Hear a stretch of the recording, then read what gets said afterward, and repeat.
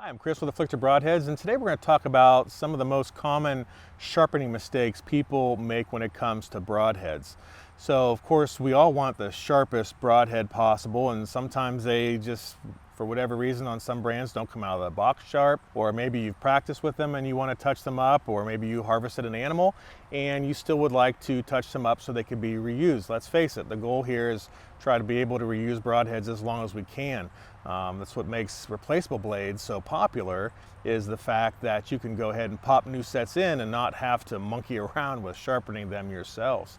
I think one of the first mistakes that people make when they're sharpening a broadhead is they don't have a wide enough array of availability items, meaning, let's just say, grit sizes, whether you're using paper, diamond plate, or maybe even a really good file system or stone system where you only have maybe a couple grits, and maybe they're real heavy grit, and you're not able to get down to those really fine grits to put that last polished final edge on your blades. And so sometimes we do ourselves a disservice when we just go to the toolbox and we get out that old rusty file and we figure, all right, I'm gonna start on this broadhead, and really all you're doing is removing metal in a too big of a way, causing big grooves in there, and you may get it feeling pretty sharp, but it's not going to be a nice, clean, smooth edge. It's going to be, a little bit rugged, and if you're okay with that, then that's fine, but you really kind of owe it to the animal to have the sharpest blades that you can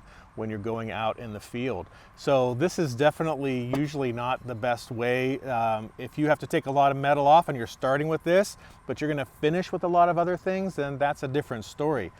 For me, I have a whole little tackle box, and it's full of different diamond plates, different stones, lots of different papers. I have everything here I need based on what I'm trying to do with that blade. If I'm trying to restore it from some big nicks and things like that, then I'm going to start really heavy, maybe even with a bigger file to get those out of there, and then go to a smaller and smaller grit until I get where I want to be. Now, the other thing that I think that you do a disservice on when it comes to some broadheads, not all, is trying to sharpen them while they're on the ferrule. If you have a single bevel or a standard 2-blade or even a 3-blade, of course, it's kind of practical to be able to sharpen them without removing them from the ferrule. There's different guides that are available, there's different methods that make it really simple. But when it comes to a 4-blade, there's just a little bit too much in the way, and you're really doing yourself a disservice if you're trying to get in there even with a microfile, or you got a better, using a plate or a piece of sandpaper of any sorts. You're really not able to get in there without causing yourself some issues with another blade. So it's best to remove those blades. Now, there's some great sharpeners on the market for broadheads. We really like the Stay Sharp brand. I just think that they're tremendous for lots of reasons. First of all, they have a design for just about every broadhead. They're affordable, they're effective, they do a wonderful job, and they're really, really simple, but most of all, they're exact. You get the angle that you want. You can keep that angle throughout all of your sharpening, through all of your different media, all the way down to your finest thing, all the way to your polishing stage when you use the Stay Sharp. What I also like about the Stay Sharp, and that is another problem that people run into, is that they don't use the correct angle, or they try to drastically change the angle without any consistency.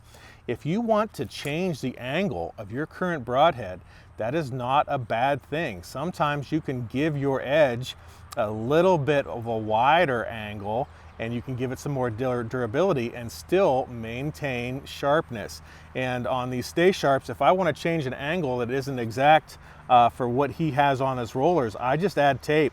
Put some tape here, and you can get that angle to be whatever you want it to do. Tear some tape off, and you can get it to be wherever you want it, whether you're gliding over top of a diamond plate or sandpaper.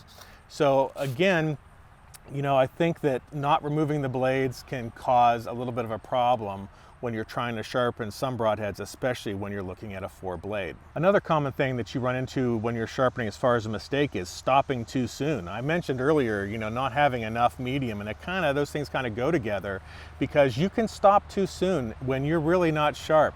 Maybe it feels sharp, maybe you rolled your finger over and you felt that burr, and it's really sharp because you're hitting the burr and not actually the blade. And so I think it's really important to not stop too soon. Some steels are going to take longer. If they're harder, it's going to take longer. You're going to have to put a little bit more effort into it, and don't give up. If you have the right equipment and you are able just to stick with it, you'll be able to get the sharpness that you desire by spending a little extra time and going through all of your different grits. When I talk about the mistake of changing the angle, and then I go ahead and I say, well, changing the angle isn't bad. I know it's kind of a contradiction, but what I mean is you can drastically change the angle when you're sharpening a broadhead just by not having the right guide or the right system and not being consistent. Maybe your file or your paper or your stone isn't perfectly flat. Maybe it's at an angle. Maybe you started at this angle and then you're over here, and you just don't have any consistency. So you want to be able to have a system that allows you to be consistent the whole time. Changing an angle on any broadhead is not that big of a deal. If you want to go to a wider angle meaning maybe you're starting right here and you want to go out here, what that's going to do for you is it's going to give you a little bit more edge retention and a little bit more durability. But you have to be careful when you get beyond that 80-degree mark and bigger. You're also going to sacrifice a little bit of penetration even when you're sharp, because you're dealing with these really broad shoulders. Okay, so sometimes we're really trying to get this durable angle where I can shoot through a brick and nothing's going to happen to my broadhead, but you're doing yourself an injustice because you've made that so steep that you're actually inhibiting your penetration by bringing in these big shoulders because of such a steep angle.